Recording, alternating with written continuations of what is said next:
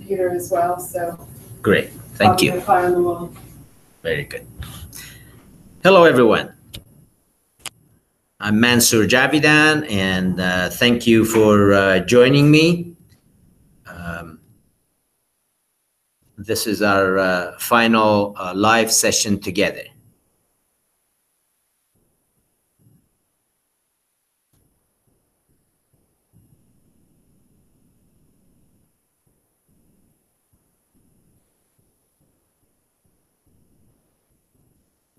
I'm sorry for the delay. I was stuck in the traffic getting here from my office.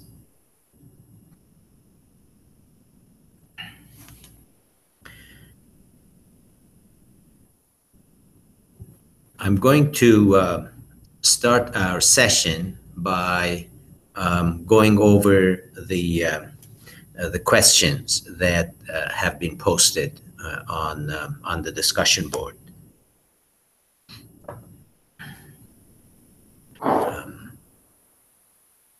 So I have a comment from a student. I enjoyed the course very much. I would like to reinforce the information we got during this course. What are your recommendations for reinforcement? To begin with, thank you very much for your positive comment. I appreciate that. I'm glad to hear that the course has been helpful to you.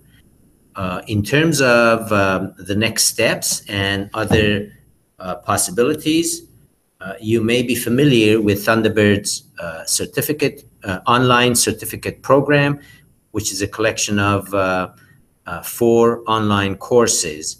And if you complete those, you will receive a certificate. And there are other options and opportunities for you in terms of pursuing a full degree program at Thunderbird. Of those 4, if you're not interested in a certificate program, among the 4 courses, of course, one is the one that you've completed. And the second one that I would recommend is Leading People by Professor Chris Pearson. And her course is very much connected to this course in cross-cultural communication. There's very little overlap, but she will deal with leadership issues and managing people in global roles, which fits very nicely with what we have covered in this program. So that would be my suggestion in terms of an immediate step for you to take. Now, let me look at another question. I would love to hear personal experience of Professor Javidan. What was your initial cross-cultural communication, and what are impressive experiences? My first cross-cultural experience was that I was born into a mixed and cross-cultural family.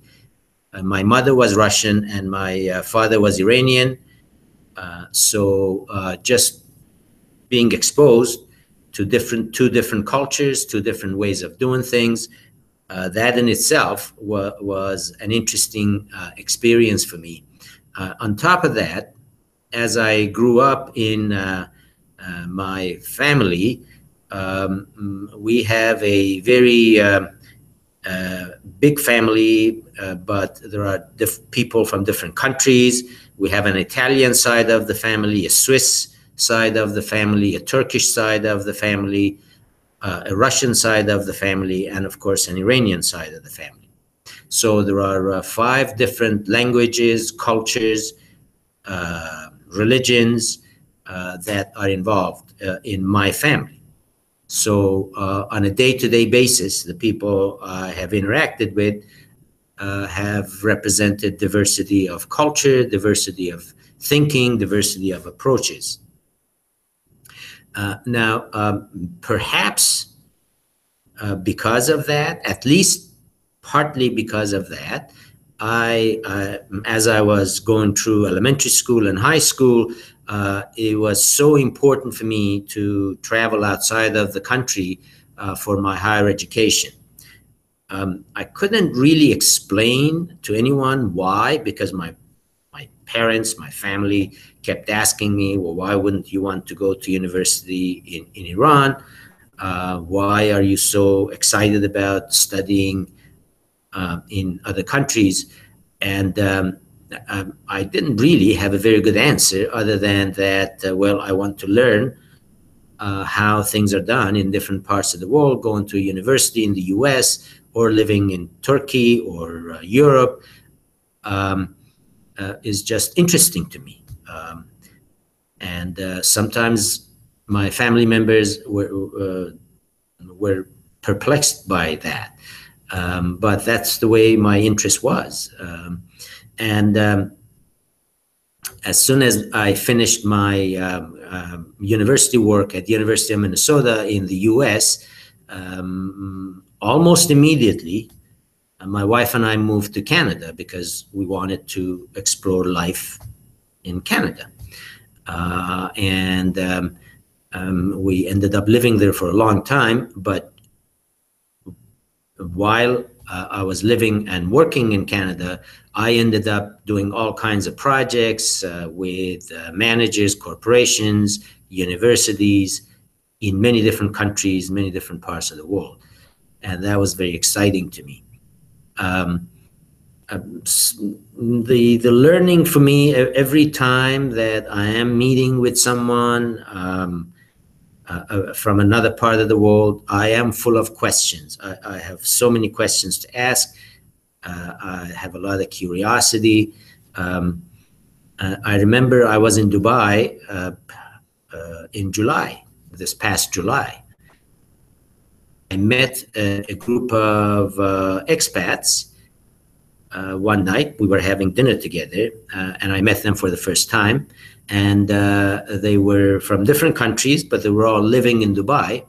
And I started asking them all kinds of questions, and they were answering them. And we were going through third round of discussions. And I remember one of the expats who is a very successful businessman. He said, you are a professor of international management, but what I see from you is you are constantly asking a lot of questions. And I thought you would already have the answers for some of these questions. And I said, as a matter of fact, I do, but it doesn't matter. I want to see the situation. I want to understand your views, different people's views. It's not about having a right answer for me.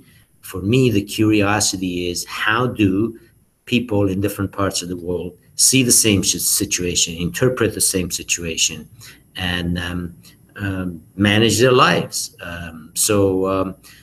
Once I explained it, he grinned, and we continued our conversations. And of course, they would ask me questions too, but I was so full of interest, learning from them, about them, their experiences, and it was just fascinating. So that's my kind of background, and I hope this is helpful to you. Those of you who have high global mindsets would know exactly what I'm talking about in terms of curiosity and interest.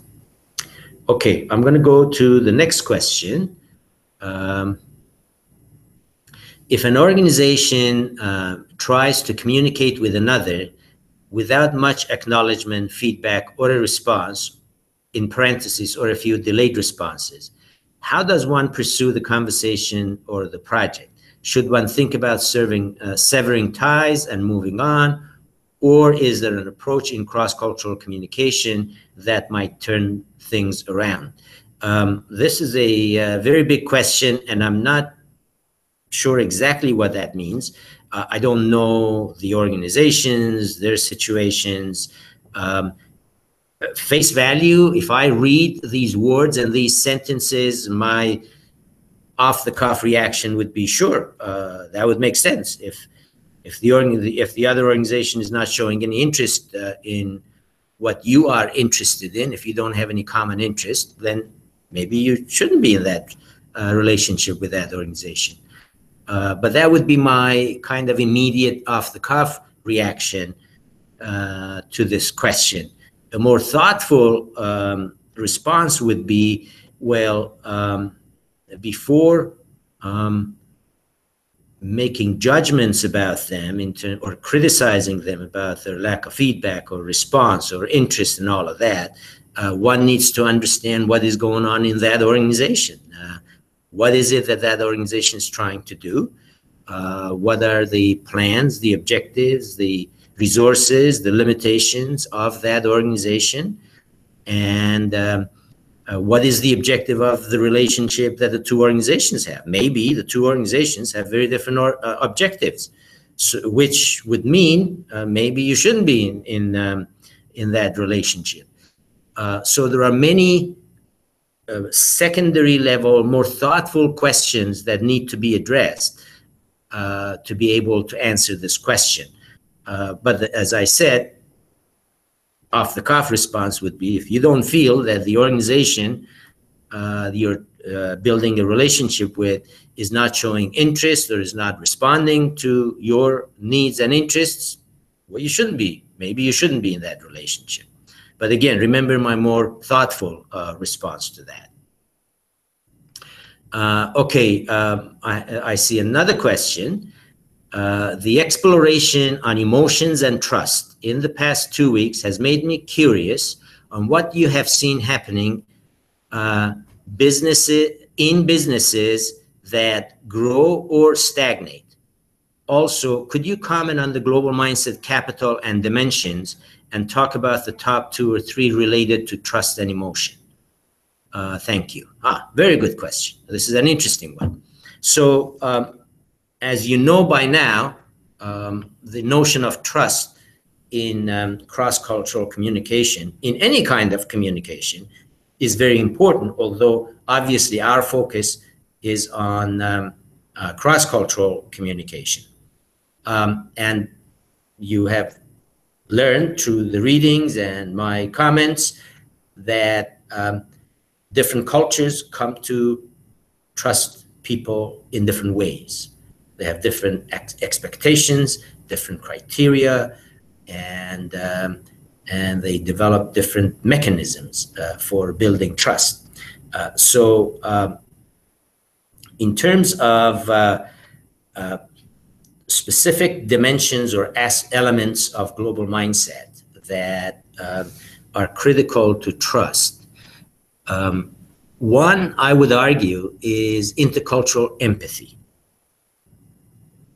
Regardless of who people are and in what cultures they are, people tend to respond positively to others who show empathy.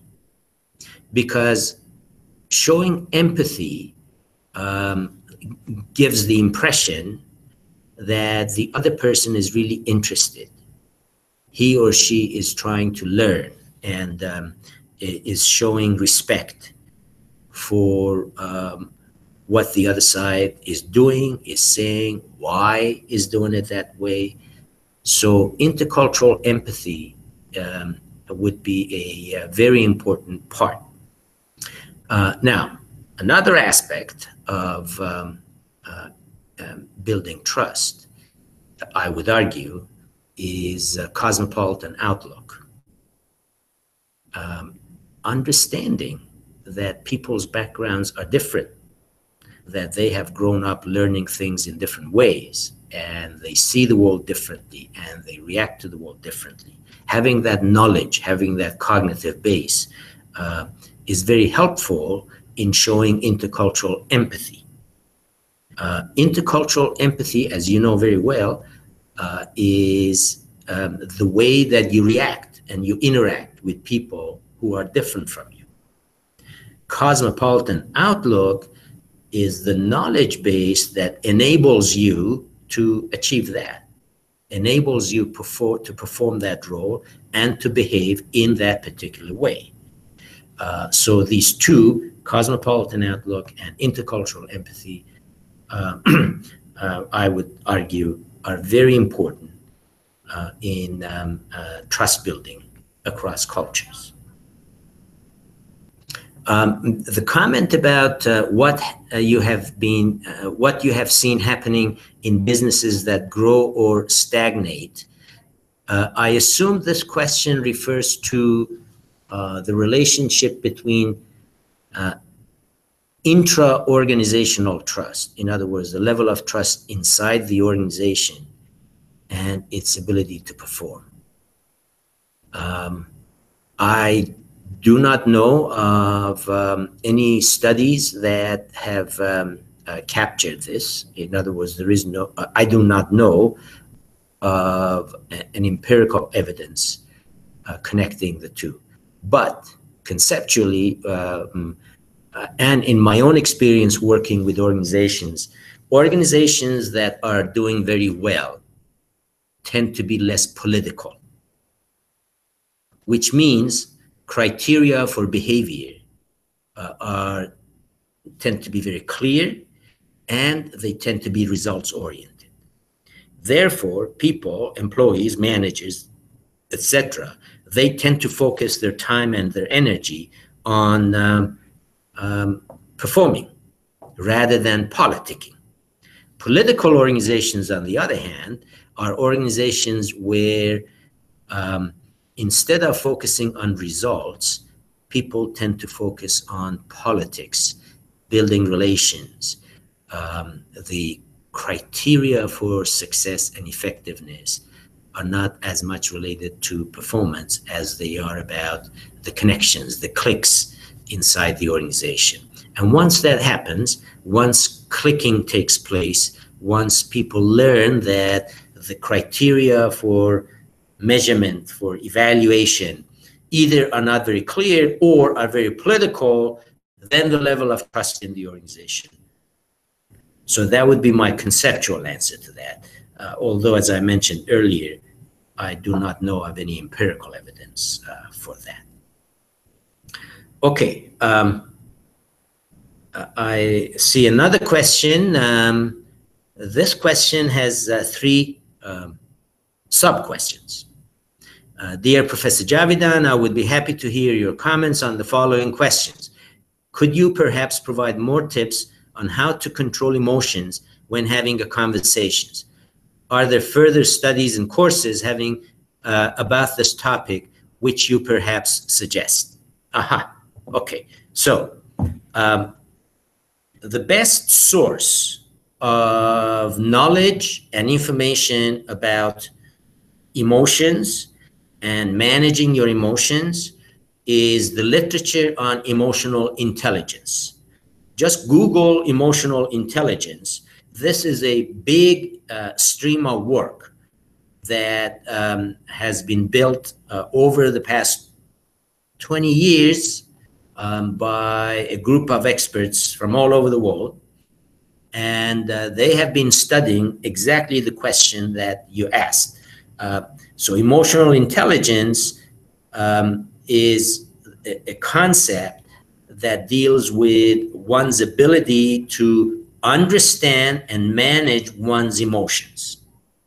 At the same time, it also refers to one's ability to understand and relate to emotions of other people. So openness and understanding of your own emotional state and how to manage it, in addition to openness and understanding of others who you're interacting with as a manager, as a colleague, as an employee, as a family member, and how to manage and how to relate to that. So best source for you is the literature on emotional intelligence. There are academic books written on this topic, which are mostly for researchers. There are also managerial books written on the topic. There is also an assessment tool that measures that you complete is a self-assessment, and it shows you your own emotional intelligence, which is about how good you are in doing what I just explained. And then there's a whole set of articles written for managers, individuals, about what are the things that you can do to improve your emotional intelligence. So that would be my best recommendation on that question. Another question is, I do not have so much experience with Asiatic cultures, and I'm not sure I am going to have it in the future. But after this course, I now actually have more fears now than before to work with them. The Eastern cultures seem to be much more complex, indirect, time-consuming, and personal. In a dynamic business environment, things have to be done quickly.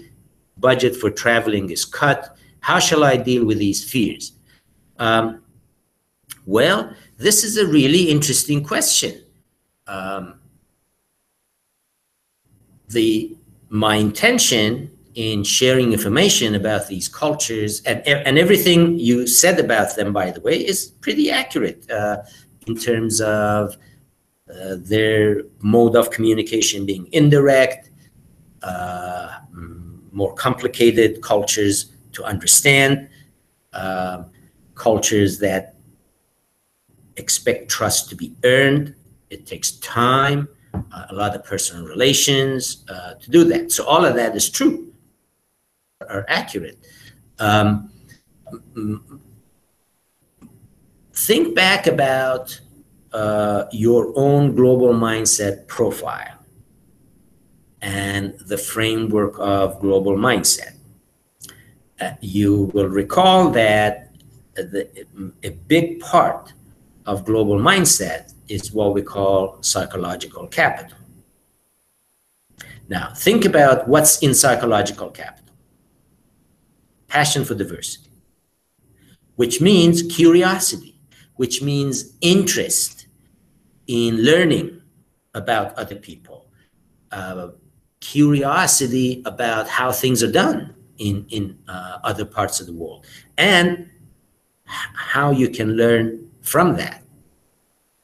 Another part of psychological capital is quest for adventure, your willingness to try new things, uncharted territory for you, things you have no experience with. So the combination of passion for diversity, which gives you the energy, the excitement, the interest, and quest for adventure, which is another driver of, hey, let's go try something different. Let's go meet people who are going to be very different from what I'm used to. So those are very positive emotional feelings. It's all about excitement of facing diversity. And then the third part of psychological capital is self-assurance, which means you are confident in your ability to succeed in dealing with people who are different from you. So your question, you used the word fear. You also talked about diversity. Now let's juxtapose that statement with these three elements of psychological capital. You can see that for someone who has a high global mindset, the fact that people from Asian cultures tend to be very different from your experience, yes, it's different. Yes, it'll be harder to learn. It'll take time. But my suggestion to you is it shouldn't generate fear in you.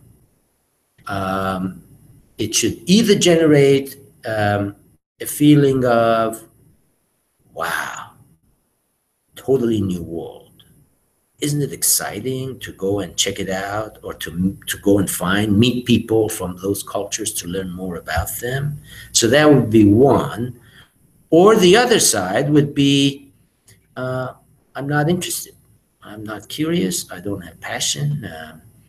I don't have any interest, any motivation to spend time learning about these cultures that tend to be complicated. So to me, those would be the two extremes.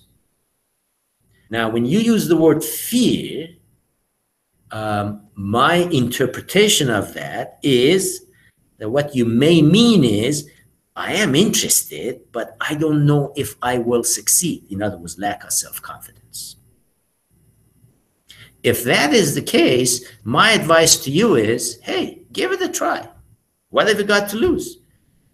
Find somebody on LinkedIn or in your town, and I don't know where you are, what you do. If you're a student, find a student from an Asian culture. If you are if you're working in an organization, see if you can find an Asian colleague in that organization. And all you have to do is invite them to lunch or coffee or whatever. Spend a couple of hours with them. Just listen to them, ask them questions. Remember the comment I made earlier about how many questions I ask. So when I heard the word fear, to me, it meant lack of self-confidence. It didn't necessarily mean lack of curiosity or lack of interest or lack of quest for adventure. If my interpretation is correct, then it is not a big deal. All you have to do is find a low-risk environment where you can test things out. As I explained, find a friend, a colleague, a friend of a friend, spend a little time with them, ask them questions, and you may find that, hey, it actually may not be as complicated as I feared, and I may actually be able to work it out. So that would be my advice. Now, if you had told me, you know, at the end of the day, I have no interest, I have no passion, no curiosity about Asian cultures, then my response would be, okay, that's fine, not a big deal. So I'm interpreting your question in two potential different ways, and I'm giving you answers for both. I hope that's helpful. Okay, now let me go to the next question. Same questionnaire. To what extent is it possible to make necessary organizational and structural changes to provide a framework for successful communication across borders? And what would be the extent where people would have to adjust their communication skills, develop their global mindset and soft skills? Can we talk, for example, about 60% and 40%?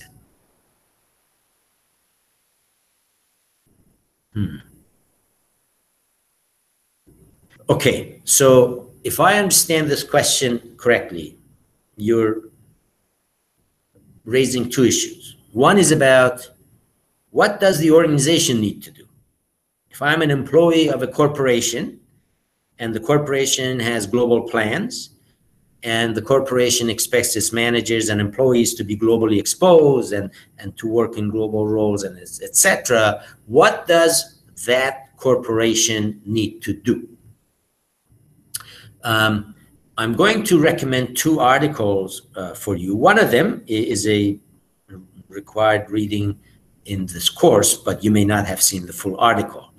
It's my own article called Developing Global Mindset of Managers. It's an article that I published in Organizational Dynamics and talks about what organizations need to do. There's another interesting article. It's called the Cosmopolitan Corporation. It was published by Professor Gemawat in Harvard Business Review. And I believe it was 2011 or 2012. So Harvard Business Review, the name of the article is the Cosmopolitan Corporation. And the whole point of that article is to answer your question, and my article, both of them, which is what are the things that an organization, that the corporation need to do to help their managers globalize themselves and to be successful in global roles. So those are references for you. You will find them helpful. Now let me make a few comments.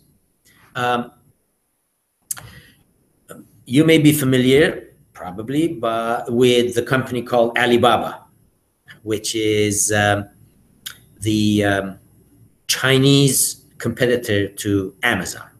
Alibaba does what Amazon does, except it's big. It's very heavily in China, and it's an online vendor.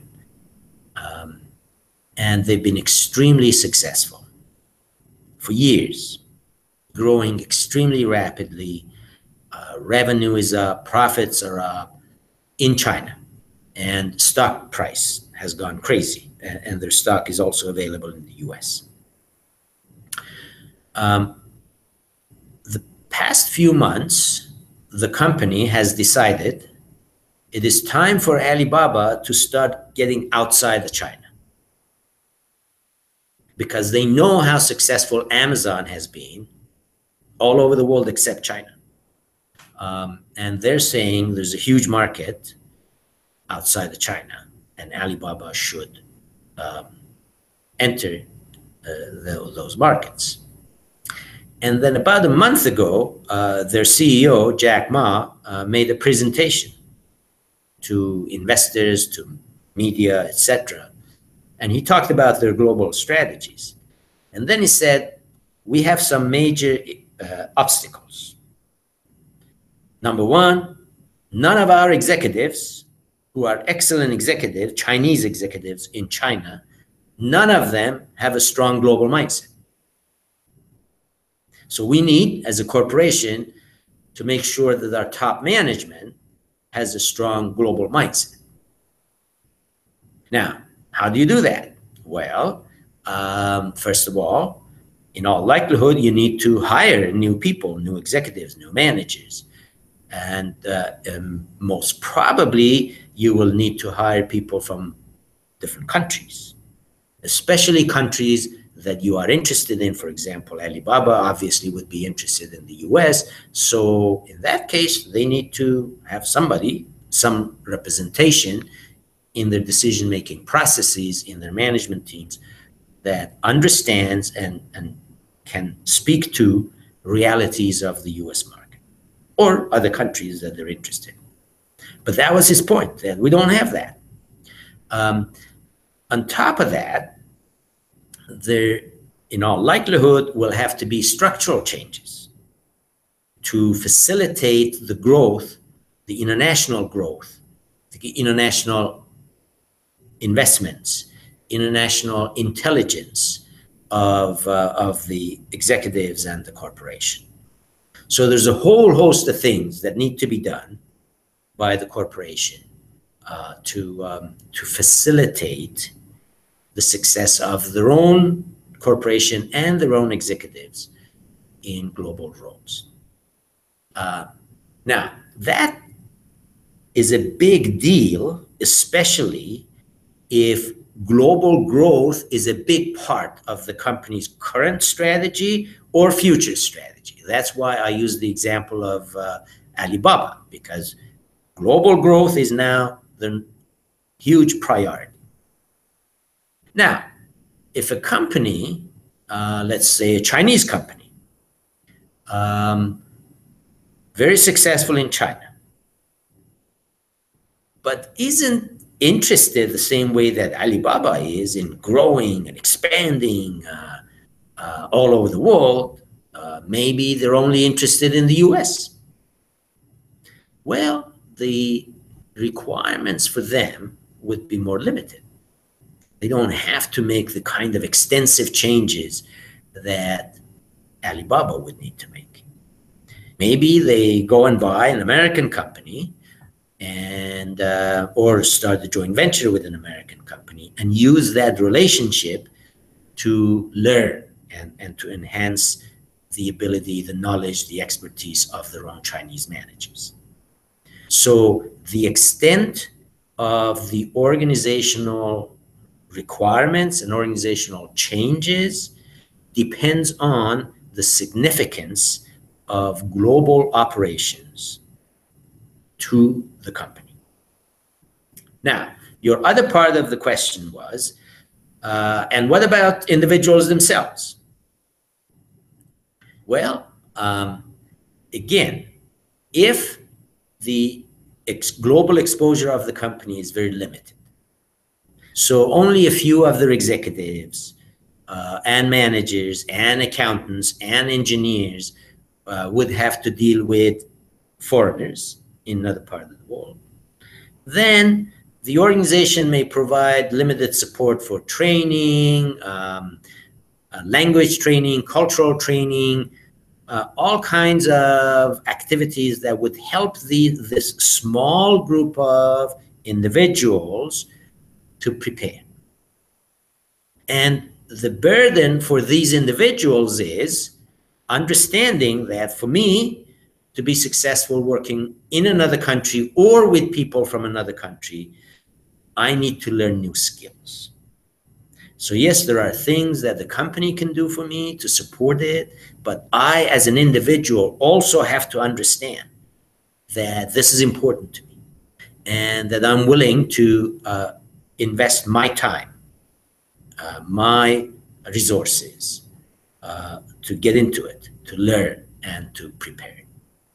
So the two should go hand in hand. Both the individual and the organization should start thinking about, to what extent do I need to learn new skills? To what extent do I need to make big changes in the organization?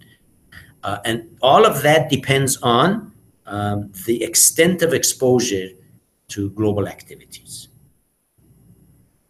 I hope that's been helpful. All right, now let me see.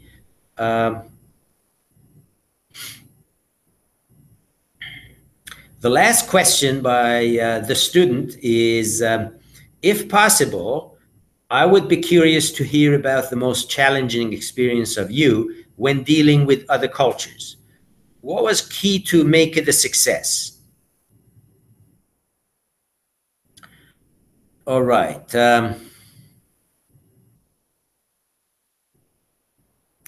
I'm going to share with you a specific example.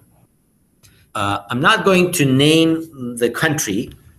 There's no need to name the country, but I will explain the situation and why it was a very big challenge and what we ended up doing. So I was asked to work with two parties, each from a different country, who had entered into a multi-billion-dollar joint venture. These two groups of investors had no previous experience. They didn't know each other, they didn't know the backgrounds, but there was a very huge opportunity, financial and otherwise, for both parties. So the common interest was to create this joint venture and to make money. That was the ultimate goal. Now, here's what happened.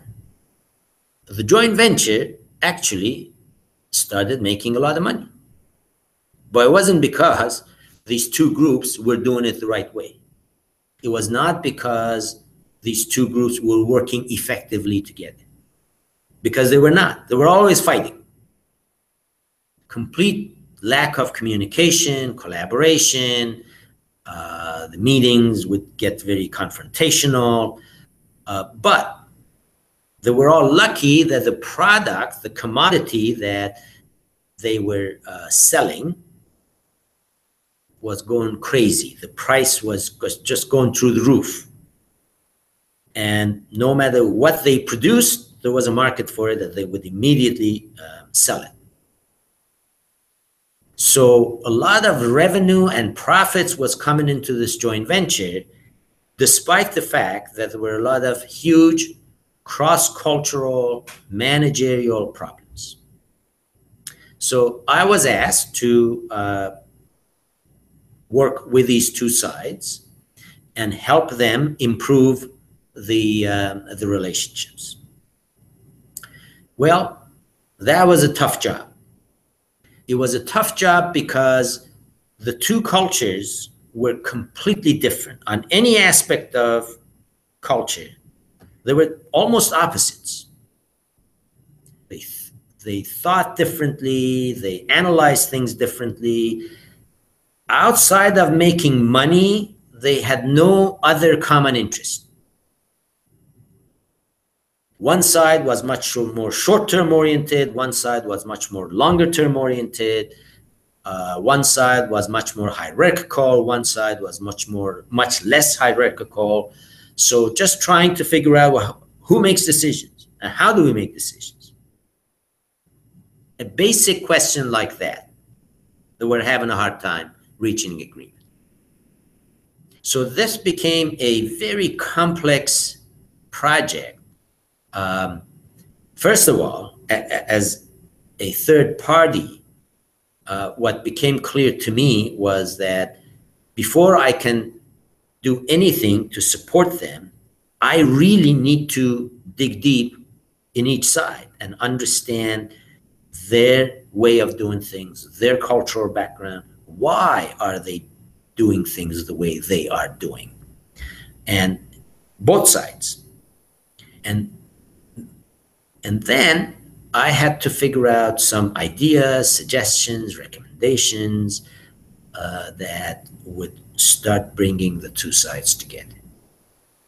Well, that took quite a bit of time because I had to spend a lot of time with each individual executive on each side, different countries. And because they knew what my mandate was. And by the way, many of the people who I was supposed to help didn't ask for my help. It was the CEO of the company, of the joint venture, who was saying, I cannot continue this. I have to find a way of resolving these issues. We cannot sustain ourselves as an organization unless we can fix these things. But the two sides, many of the people on the two sides wouldn't agree with that. They didn't really care. So the CEO had done his job to try to persuade the two sides that, it's in your own, it's in everybody's long-term interest to make this work, to solve these problems. But because there was so much money coming into the organization, there was no crisis, there was no losses, the market share kept going up. So both sides were saying, hey, I don't want to waste my time working with these people who are so different. And why should I do that? We're still making money. There is no crisis. So it doesn't matter. The fact that we cannot work together is not a problem because we're still very profitable. But of course, the CEO had a more longer term view of things, that prices will not continue to go like crazy. At some point, they're going to crash. And in fact, they crashed. About three years later of the date that I started that project, prices went so low, it was scary. That was the CEO's concern, that, okay, right now we survive, but what happens when we have to do a good job as an organization? So that project became very complicated because of cultural differences, because of every kind of difference you can think of, and because of lack of interest on the side of many of the participants to resolve. So the project went on for a long time. Several of them had a confrontational relationship with me because they saw me as an agent of the CEO, which really wasn't the case. But it took a long time before we were able to get everybody to the table and bring down the level of emotions and the conflict and allow them to have reasonably constructive conversations. So that to me was the toughest task. It really challenged all my knowledge and expertise and skills and experience in working across cultures. But it also taught me a lot. Every one of these projects teaches me something important about myself, about other people, other ways of doing things. So they're all great opportunities, but not everyone is pleasant. And when I saw your question, it just immediately pointed me to that particular project that was unpleasant for the 18 months or so, the first part. But then it started moving and the momentum started building, and the price of the commodity started slowly showing a decline. So the motivation started going up. That, oh, maybe we should do something about this. So those are my answers. Again, I hope that has been helpful. And now I see that I have answered, I think, all the questions. By the way, thank you very much for these questions. These are thoughtful questions. I appreciate that. I see that we are now at the end of the session. So unless my colleague Yashwan tells me there are other questions, I am going to call the session. I'll just wait a few seconds to see if Yashwan has anything for me.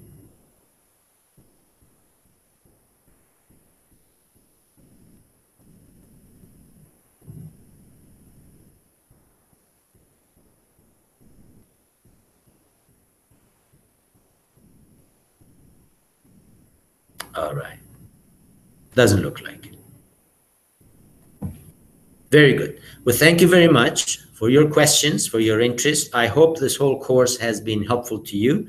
I've seen some of the feedback. It's been very positive. I appreciate your feedback. And I wish you all luck with your next steps in life and in your careers. Goodbye.